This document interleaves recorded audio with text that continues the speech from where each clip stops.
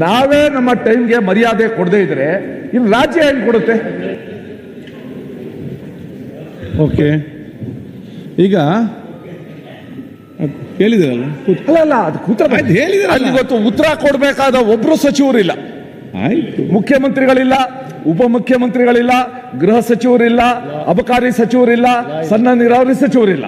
9:15 number ಕೇಳಿದ್ರಿ, ನಾವ್ಯಾಕೆ ಮುಂಚೆ ಬರಬೇಕು?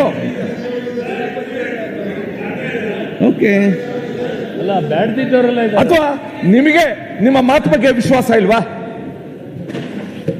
ನಮಗೆ ಡೈರೆಕ್ಷನ್ ಕೊಟ್ಟು ನಾವು ಇಲ್ಲಿ ಬಂದು 9:15 ಏನ್ ಸಾಧಿಸುದು? ಮನೆ ಅಧ್ಯಕ್ಷೆ ಏನಂತಂದ್ರೆ ನಿಮ್ಗೆ ಎಲ್ಲ ಗೊತ್ತಿದ್ದು, ಈಗ ಅಲ್ಲಿ ನಿಂತು ನಿಮ್ಗೆ ಕೇಳಿದ್ರೆ ಆಗ್ತದೆ. ಈಗ ಅಧ್ಯಕ್ಷರೇ ಅಲ್ಲ ನಂಗೆ ಗೊತ್ತಾ ಸಭಾಧ್ಯಕ್ಷರೇ, ಅಲ್ಲ ನಂಗೆ ಒಂದು ನೆನಪು ಬರೋದು, ಒಂದು ಊರಿಗೆ ರೈಲು ದಿವಸ ನಿಧಾನಕ್ಕೆ ಬರ್ತಾ ಇತ್ತಂತೆ. 1 ಗಂಟೆ 2 ಗಂಟೆ 3 ಗಂಟೆ ಜನ ಟೈಮ್ ನೋಡೋದೇ ಬಿಟ್ಬಿಟ್ರು. ಆಫ್ಟರ್ ಎ ಲಾಂಗ್ ಪೀರಿಯಡ್ ಒಂದು ದಿವಸ ಕರೆಕ್ಟ್ ಆಗಿ ಬಹುತೇಕ ಸಚಿವರು ಬಂದಿದ್ದಾರೆ. ಇಲ್ಲಿ ಸಮಯಕ್ಕೆ ಆರಂಭ ಆಗ್ಲಿಲ್ಲ ಅಂತ ಸ್ವಲ್ಪ ಲೌಂಜ್ ಅಲ್ಲಿ ಇರಬಹುದು, ಕಚೇರಿಗೆ ಹೋಗಿರಬಹುದು. ಎಲ್ಲಾರು ಅಂತ ನಾನು ಹೇಳೋದಿಲ್ಲ. ನೀವು ನೋಡಿದೀರಾ ಒಂದು ದಿವಸ 10 ಗಂಟೆಯಿಂದ ಎಷ್ಟು ಜನ ಹೋಗಿದ್ದಾರೆ, ತಾವೇ ನೋಡಿದೀರಾ. ನೀವು ಇದ್ದೀರಾ, ನಾನು ಇದ್ದೀನಿ. 10 ಗಂಟೆಯಿಂದ ಒಂದು ದಿವಸ 1 ಗಂಟೆ ತಡವಾಗಿ ಆರಂಭ ಆಗಿದ್ರಿಂದ ಅಲ್ಲಿ ಇಲ್ಲಿ ಹೋಗಿರ್ಬೋದು ಅಷ್ಟೇ. ನಿಮ್ ಭಾವನೆ ಹೇಳಿಬಿಡಿ.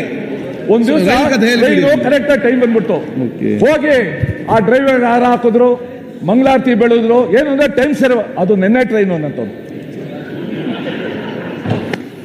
ಈಗ